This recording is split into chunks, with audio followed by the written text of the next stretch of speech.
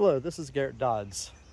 I'm here in one of my bee yards, and last night I was on the internet and I was looking at some videos about VSH bees and some questions that came up in some of those videos, and one of the ones that kind of caught my eye and got me kind of thinking about it a little bit, kind of gave me a little bit of an attitude, I guess, was the question of, does the VSH hygienic behavior cause the bees to be more defensive or temperamental than bees without the behavior? And with me, I have been working with and breeding VSH bees for over 16 years now, and I think there's probably some confusion on what the trait is and how some of this breeding works. So first off, I just want to get into VSH stands for Varroa Sensitive Hygiene, and what it does is the nurse bees, usually around 14 days old, are able to detect that there is a reproductive varroa mite in the cell of a worker bee, pupa. And so what they'll do is they will uncap that cell and remove the pupae from the cell, interrupting the varroa's reproductive cycle and causing them to have to find a new cell to reproduce, therefore eliminating or reducing the population growth of the varroa in the colony. Now, this is a trait, not a breed of or line of honeybees. So this trait is just like hygienic behavior. It can be bred into any bee. It can be selected out of any bee. It's found at a very low frequency, so it takes some work to breed. So most people who have or sell VSH bees typically end up getting it from a producer or queen breeder that has been selecting for VSH, or who has received VSH stock from the Baton Rouge Honeybee Lab in Baton Rouge.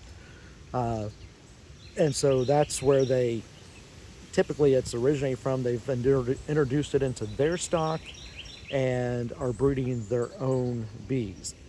Because this is a trait, and not all traits can be like this. There can be some connection with traits and defensive behavior, but for the most part, they're separate for any trait with the defensive behavior, it seems like. And VSH bees can be anywhere from the gentlest bees to the most aggressive bees you've seen. It just depends on the breeder that is selecting the bees that you're purchasing from them. So just to kind of show this off a little bit, I decided to come out to my bee yard where I have instrumentally inseminated Pol-line bees, which are derived from VSH bees. And I was just going to crack into a few colonies to show how gentle they are, or aren't, but just to show what temperament typically is. And these bees, when I get into them, I'm not going to use a smoker. I have no smoker lit. There's nothing in my hands, no smoker at all. I'm just going to crack in and pull a couple frames out and maybe go through 2 or 3 colonies here. These colonies have not been pre-selected as guaranteed to be gentle or not gentle. I'm just here just selecting a couple colonies in a row, and we're just going to see how they behave. So while we're doing this, I'll just do these, maybe go through these 3 colonies, and we'll just see how they behave. And I might regret not putting my veil on. It is a sunny day, but we are in a shaded area, and it's 75 degrees. So it's a pretty nice day to be out working bees, but it is fall. The nectar flow can be kind of iffy. The goldenrod may or may not be coming in at this time. So their temperament could change, but as you see, I just cracked the lid of this colony. I use no smoker. See what the bees look like. You know, see that I'm raised my hand over them. Nothing's flying out at me. I mean, they're just there.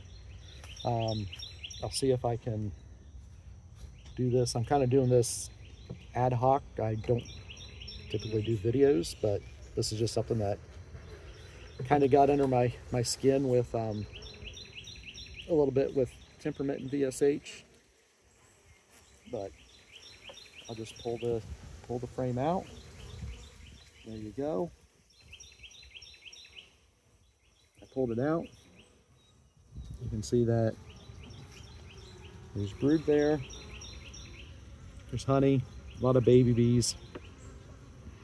Winter bees getting ready for winter because it is October something, 25th maybe. I lose track of dates, but I am seeing it in their entrance, so I probably should avoid that if I don't want them to get kind of temperamental. But as you can see, there's nothing. I'm right up against them. You know, I'm waving my hand over them. I'm just scooting the bees away with my hand. Not receiving any stings.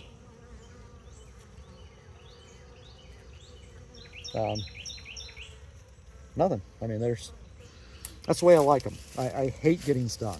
That's one of my pet peeves, is somebody breeding a bee and can't breed them to be gentle. Because if you're breeding a bee for anybody to use, whether it's commercial or hobbyist, gentle bees are really a necessity. I mean, you don't think about it. Oh, they can suit up. Commercial guys, they can suit up and stuff. But if they have too many bees, they may have to move colonies because they interfere with farm workers, pollination workers, whatever. But so that was one colony there. I'm just going to open up the one next to it. Not as strong. I'm probably going to have to give this one a little bit of honey to get through winter. But when I do breeding stock like this, I don't give them any help unless it involves adding feed to get them through winter. Otherwise, they build up on their own, and how good they are depends on many factors. It's biology and breeding. Honeybees can be very unique in that respect. So, yeah, I'm just moving some frames over so I can get to pull a frame out safely. So we'll just try to pull this one out and see if I can get it out without damaging any of the. There we go. You don't want to roll bees, but there's brood there again. A lot of bees, baby bees coming on for the winter. I haven't seen the queen at any of these yet, so we might not. There's a little robber taking some notice of the nectar. But there again, I can push the bees around. Nothing. I'm getting no stings. I mean, they're flying. Some of the older ones are flying up, but they fly back down. No issues whatsoever.